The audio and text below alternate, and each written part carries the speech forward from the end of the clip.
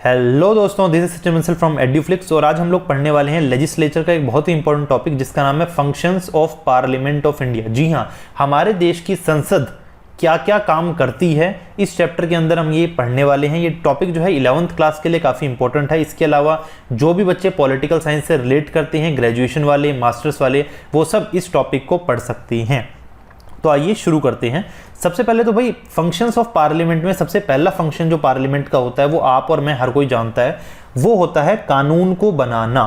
अगर हम लोग लीगल टर्म में बात करें, एक्चुअल में बात करें, तो भाई जो कानून होता है ना, जो बिल होता है उसका, उसे ड्राफ्ट करने का काम तो ब्यूरोक्रेसी का ही होता है, ठीक है। लेकिन उस कानून को पास करने का काम किसका होता है? लेजिस्लेचर का ही होता है, यानी पार्लियामेंट का ही होता है। बिना पार्लियामेंट के अप्रूवल के कोई भी कानून हमारे देश में लागू नहीं हो सकता, कोई भी कानून हमारे देश में बन नहीं सकता। तो लेजिस्लेटिव फंक्शन जो है पार्लियामेंट का वो ये है कि भी पार्लियामेंट जो है वो एक चीफ लॉ मेकिंग बॉडी है, यानी कानून बनाने की सबसे बड़ी बॉडी जो है वो पार्लियामेंट ही है।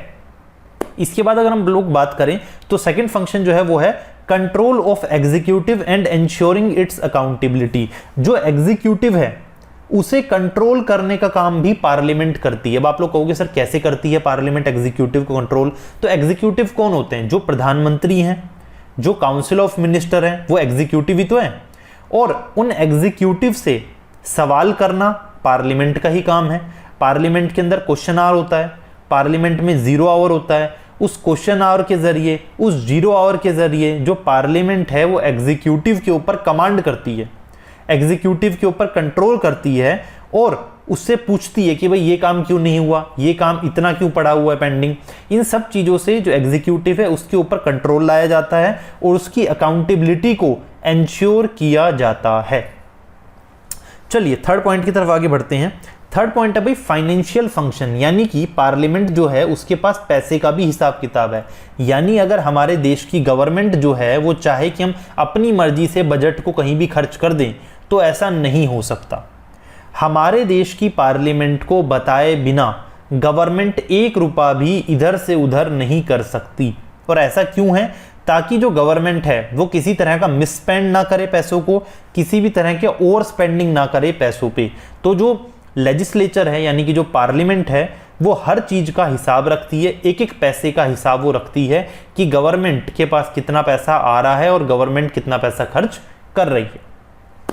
इसके बाद जो फोर्थ फंक्शन है वो हमारा वो है रिप्रेजेंटेशन। पार्लियामेंट का एक और काम है कि भाई हमारे देश से जितने भी तरीके के लोग हैं, अलग अलग रीजन के, अलग अलग सोशल बैकग्राउंड के, अलग अलग इकोनॉमिक बैकग्राउंड के, यानी कि कोई अमीर कोई गरीब, अलग अलग रिलीजियस ग्रुप के, कोई हिंदू कोई मुसलमान, कोई बुद्ध कोई जैन कोई सिख, अलग अलग देश के हिस्सों से पार्लियामेंट का मेंबर बनता है। और जब वो पार्लियामेंट का मेंबर बनता है तो अपने अपने जो व्यू पॉइंट हैं वो पार्लियामेंट में रिप्रेजेंट करता है। तो पार्लियामेंट क्या है? पार्लियामेंट देश के अलग अलग लोगों को रिप्रेजेंटेशन देने का मौका देती है या रिप्रेजेंट करती है अलग अलग देश के लोगों का व्यू पॉइंट। तो ये अपने आप में अच्छी बात है कि इतने तरह के लोग जो हैं वो पार्लियामेंट में आते हैं, तभी पार्लियामेंट में एक ऐसा कानून बन सकता है जो पूरे देश पर लागू किया जा सके। अगली बात करते हैं, पांचवा फंक्शन क्या है भाई? पांचवा फंक्शन है डिबेटिंग फंक्शन। पार्लियामेंट में आप लोग जानते हैं बहुत सारी डिबेट होती है, कई बार तो बहुत ही हॉट हीटेड डिबेट्स होती हैं गवर्नमेंट के बीच में, अपोजिशन के बीच में। तो भाई पार्लियामेंट के पास ये पावर है कि देश का सबसे बड़ा डिबेटिंग फोरम जो है वो पार्लियामेंट खुद है और वहां पर हर चीज के ऊपर, देश में जितने भी मुद्दे हैं उनके ऊपर डिस्कशन किया जा सकता है, डिबेट की जा सकती है। और जितने भी मेंबर हैं पार्लियामेंट में वो फ्री होते हैं कुछ भी मैटर को डिस्कस करने के लिए विदाउट एनी फेयर। हो सकता है वो अपनी पार्लियामेंट्री कॉन्स्टिट्यूएंसी में कुछ कहने से बच रहे हो, मीडिया में कुछ कहने से बच रहे हो, लेकिन पार्लियामेंट में बिना किसी डर के वो कोई भी बात रख सकते हैं। चलिए आगे बढ़ते हैं। अगर आपको यहां तक क्लियर है तो अगला फंक्शन है कॉन्स्टिट्यूएंट फंक्शन। कॉन्स्टिट्यूएंट फंक्शन का मतलब है जो पार्लियामेंट है वो कॉन्स्टिट्यूशन के अंदर बदलाव को कर सकती है, कॉन्स्टिट्यूशन की पावर्स को डिस्कस भी कर सकती है।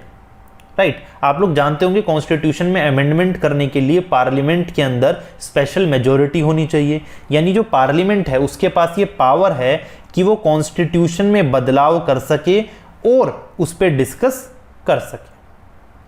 अगला फंक्शन है जो पार्लियामेंट का, वो है इलेक्टोरल फंक्शन। इलेक्टोरल फंक्शन यानी पार्लियामेंट जो होती है उसका काम कुछ इलेक्शंस के अंदर भी होता है, जैसे कि जो राष्ट्रपति का इलेक्शन होता है उसमें पार्लियामेंट इन्वॉल्व होती है। कैसे होती है कि पार्लियामेंट में जितने भी मेंबर ऑफ पार्लियामेंट होते हैं यानी कि जो एमपीज होते हैं वो प्रेसिडेंट को वोट करते हैं, प्रेसिडेंट के इलेक्शन में वोट करते हैं।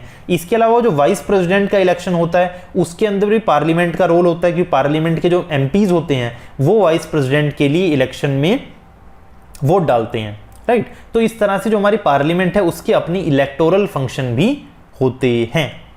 थर्ड जो है भाई वो क्या है, वो है जुडिशियल फंक्शन। जुडिशियल फंक्शन मतलब जो हमारी पार्लियामेंट है वो कुछ ऐसे काम भी करती है जो जुडिशरी के अंदर आते हैं, जैसे कि अगर राष्ट्रपति को हटाना हो यानी प्रेसिडेंट को रिमूव करना हो, अगर वाइस प्रेसिडेंट को रिमूव करना हो, अगर हाई कोर्ट के जज को रिमूव करना हो, सुप्रीम कोर्ट के जज को रिमूव करना हो, तो ये काम किसका है, ये काम पार्लियामेंट का है। और आपको पता है कैसे होता है ये, पार्लियामेंट के अंदर इंपीचमेंट मोशन लाना पड़ता है। क्या लाना पड़ता है, इंपीचमेंट मोशन लाना पड़ता है, जिसके जरिए आप राष्ट्रपति को, वाइस प्रेसिडेंट को यानी उपराष्ट्रपति को, हाई कोर्ट के जजेस को, सुप्रीम कोर्ट के जजेस को आप हटा सकते हो। बट इसके लिए स्पेशल मेजोरिटी आपके पास होनी चाहिए, उसी के थ्रू आप इन्हें हटा सकते हो। तो भाई ये बहुत सारे फंक्शन हो गए, मैंने आपको लगभग 8 फंक्शन बताए हैं पार्लियामेंट के।